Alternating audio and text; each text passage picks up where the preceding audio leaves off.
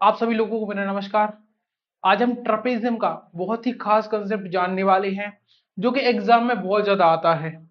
यहाँ पर हमें भाई पहले तो मैं ये बता दूं कि ट्रपेजियम होता क्या है, जिसको नहीं पता तो ट्रपेजियम एक क्वाड्रिलेटरल होता है जिसमें एक अपोजिट साइड्स का पेयर पैरेलल होता है। जैसे कि इसमें ए बी और सी डी ये हमारे पैरेलल है। ए बी और डी सी बोलते हैं, ये हमारे पैरेलल है। अब यहाँ पर इस ट्राइंगल के लिए 98 सेंटीमीटर स्क्वायर दिया है, इसका 72 सेंटीमीटर स्क्वायर दिया है और हमें इन दोनों का एरिया पता करना है। तो मैं आपको बता दूं, पहली चीज, इन दोनों का एरिया इक्वल होता है। दूसरी चीज, अगर इसका एरिया ए है और इसका एरिया बी है तो इसका एरिया होता है अंडर रूट ए बी, इसका भी area under root A B हो जाएगा क्योंकि दोनों तो इक्वल है। तो ये होता है। लेकिन फिर वही सवाल आएगा कि सर कैसे होता है ये, आप इसका प्रूफ दिखाइए और इसको भाई पूरा ड्राइव करके बताइए कि आखिर ऐसा क्यों होता है। तो इसके लिए देखो, मान के चलो ये एक हमारे पास ट्राइंगल है, ये हमारे पास एक ट्राइंगल है, ये एक सीबियन है, एडी एक सीबियन है।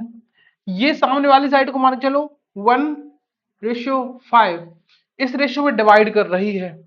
तो मैंने पूछा कि इन दोनों का एरिया जो रहेगा उसका रेशियो क्या रहेगा। तो उन भाई अगर ये सीबियन इसको 1:5 में डिवाइड कर रही है तो इनका जो एरिया रहेगा उसका रेशियो भी 1:5 ही होगा। अब वही बोलेंगे सर क्यों भाई, अगर ये देखो, इस सीबियन ने इस ट्राइंगल को दो पार्ट में डिवाइड किया है। अगर हम इससे इस सामने वाले वर्टेक्स से सामने वाली साइड पे परपेंडिकुलर डालें तो ये ट्राइंगल की हाइट होगी। अब देखो, अगर हम इस ट्राइंगल को देखें ए बी डी तो इसकी भी हाइट ये होगी, और एडीसी इसको देखें तो इसकी भी हाइट ए ये भी होगी।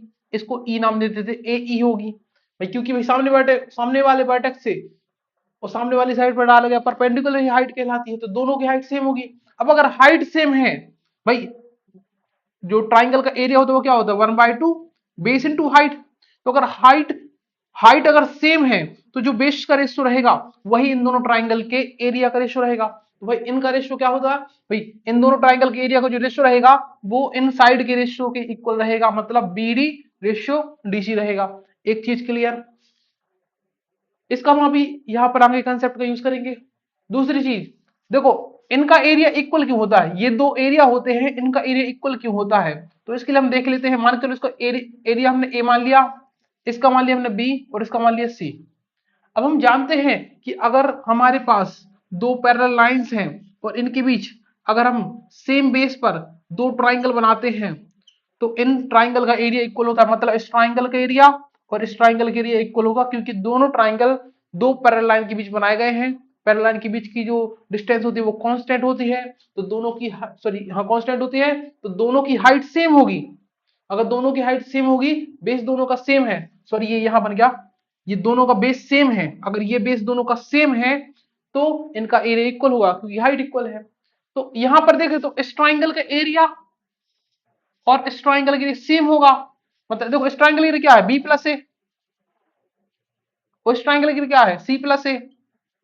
ये इक्वल होना चाहिए, ए से ए कैंसिल आउट हो गया, बी इज इक्वल टू सी। मतलब इन दोनों भाई ये बी इज इक्वल टू सी है, मतलब दोनों के लिए इक्वल होता है। तो भाई एक चीज तो क्लियर हो गई भाई, इन दोनों के लिए इक्वल होगा। दूसरी चीज ये कि भाई ये जो रेशियो रहेगा, साइड का जो रेशियो रहेगा वही इनके एरिया का रेशियो रहेगा। अब इन दोनों कॉन्सेप्ट को यूज करके हम यहाँ पर निकाल लेंगे कि इनका एरिया क्या होगा। या फिर हम देखो यहाँ पर देखें, ये ए दिया है ये बी दिया है, हमें इसका एरिया निकालना है। इस पॉइंट को हम नाम दे दिया, सपोज करो टी नाम दे दिया, इस पॉइंट को हम नाम दे दे टी।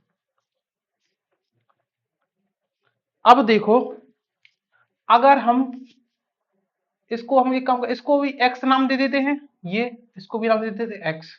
ठीक है, दोनों का एरिया एक्स एक्स हो गया, दोनों इक्वल है तो प्रूव कर चुके हैं। अगर इन दोनों ट्राइंगल, ये वाला ट्राइंगल और ये ट्राइंगल, इन दोनों ट्राइंगल का एरिया का रेशियो देखा जाए तो ये बेस के रेशियो में होगा, मतलब एरिया ऑफ ट्राइंगल। या फिर डायरेक्ट लिख देते, इस ट्राइंगल का एरिया क्या है बी, इस ट्राइंगल के लिए क्या है एक्स।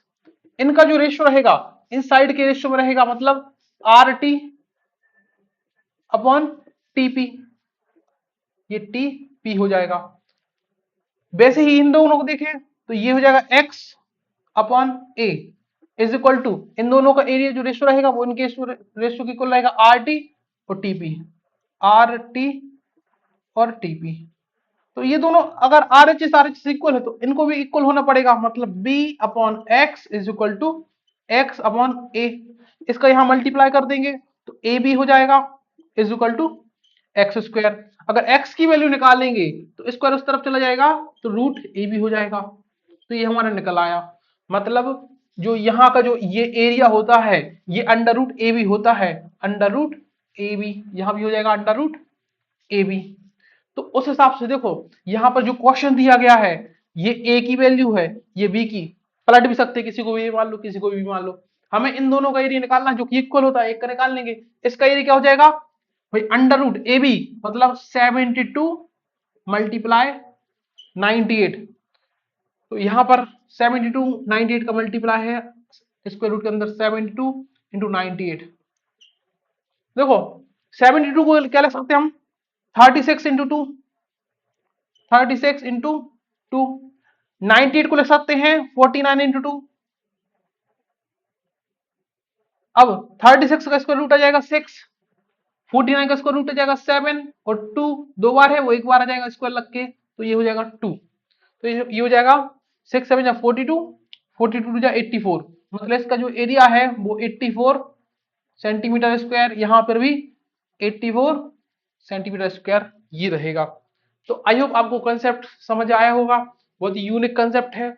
कभी भी अगर एग्जाम में आ जाता है, अगर आप शुरुआत से आपको कंसेप्ट नहीं पता तो इसको ड्राइव करने में आपको 10 मिनट लग जाएंगे, जो कि बहुत टाइम टेकन हो जाएगा और एग्जाम में आपके बहुत सारे क्वेश्चन छूट जाएंगे। तो ये कंसेप्ट आपको पता होना चाहिए, कभी भी क्वेश्चन आता है तो आप इस प्रकार से उसको निकाल सकते हैं। अगर कंसेप्ट आपको अच्छा लगा है, वीडियो हेल्पफुल लगी है तो आप वीडियो को लाइक करें और चैनल को सब्सक्राइब करें।